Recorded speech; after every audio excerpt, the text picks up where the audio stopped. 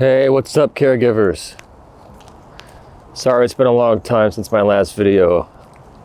Went on retreat, started a new project at work. I'm gonna start teaching meditation to inmates next month. So I have a bunch of training and meetings to go with that. What I wanted to talk about today is, one of the biggest things we deal with as caregivers is this isolation, right? And I'm sure I'll have a bunch of videos on different aspects of isolation. But one of the things that really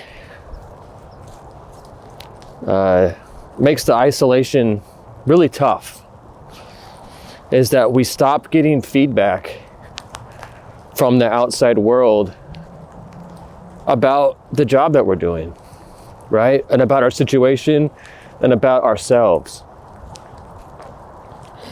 And so we can be so used to depending on the opinions of others and the praise of others and, the feelings, the good feelings we get from other people in life. Human beings we're social creatures. And so a big part of our circuitry in our minds is dependent on always looking to other people to see if we're doing a good job or not. How should I feel about my efforts? Somebody else, please, praise me when I do good in school, or praise me when I make a shot in basketball, right? This is totally natural, and it's, it's nothing to be worried about. I mean, it's just how human beings are designed, right? And so a lot of times we just go through life and we're not sure how to feel about things until someone else tells us how to feel.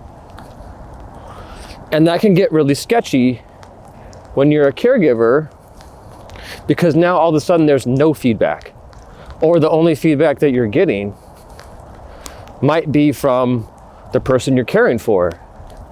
And their feedback, they're probably just as frustrated or more frustrated than you are. And so their feedback might be negative, right? So not only are we not getting positive feedback from others, we're also getting potentially negative feedback from the person we're caring for. And so now all of a sudden we're lost because we don't have this go-to place where we can go get feedback and get praise from others for the good job that we're doing. And so a lot of you maybe have joined support groups. That's great. It's a really good place to not only get praise, but to also give praise. And so you can feel a little bit more secure. What you're doing is a good job. But what I'm here to tell you today, and what I've realized over time, over many years of having to care for myself and to give myself good feedback, is you don't need permission to feel. Whatever it is you're feeling, you don't need permission. And you're a human being, so whatever you're feeling is natural, and you can lean into it, you can trust it. Right? I don't need permission to feel lonely and to feel hurt because I'm alone in this job. I don't need someone else to tell me, oh, you must be so lonely. I can feel that myself, right?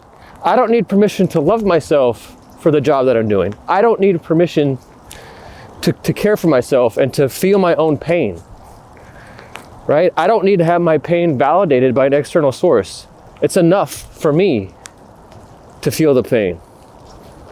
And beyond that, it's enough for me to feel that I'm doing a good job, right? I don't need someone else to tell me I'm doing a good job for me to see that I'm doing a good job. I can give myself credit that I stepped up for this job that everyone else ran away from, right? Everyone else ran away from this job, and I stepped up and did it. I don't need some external source to tell me that that was a good thing. And you don't need that either. You don't need someone else to tell you that you're doing a good job. You are. You stepped up when it mattered.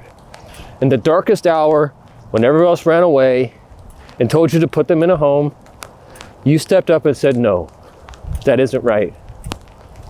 And you deserve all the credit in the world for that. And you don't need me or anyone else to tell you that for it to be true. So one skill that we can really cultivate here in caregiving is learning to be our own light. Learning to give ourselves credit, learning to listen to ourselves and to acknowledge our own situation without having someone else validate it. We don't need to wait for that. If you're hurting, you're hurting. You don't need someone else to tell you that you're hurting. If you're doing a good job, you're doing a good job. You don't need permission to feel that way. You don't need permission to feel like you are doing a good job. You don't have to wait, okay? So that's something that I suggest that, all human beings practice, but especially in caregiving, is you're gonna be alone a lot and you're not gonna get positive feedback, and you don't need permission to feel like you're doing a good job. You are. You don't need to wait. You can just tune into your own heart, tune into your own feelings, tune into your own mind, and just listen to what's there. If there's pain, there's pain. If there's loneliness, there's loneliness. If there's sadness, there's sadness. You don't need to post on social media and see what anyone else thinks. You don't need to even watch this YouTube video to see what I think. And if you ask me, you're doing a great job. You're a human being, being a human being, doing the work of a human being with love and care. You are an awesome human being. And if you're watching this video, that's all I need to know for that to be true. So if you do need someone to validate and say you're doing a good job and you're an awesome human being, then I'm here to do it for you, okay?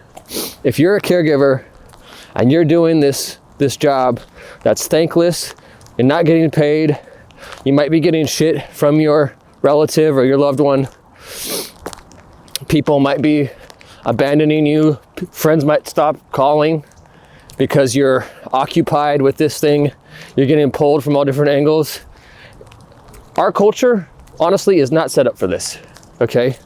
So if you're doing it, you are a leader in history. This is a unique situation in history where you have to be a caregiver on your own. So I'm kind of rambling now, but the point is, you don't need permission to feel.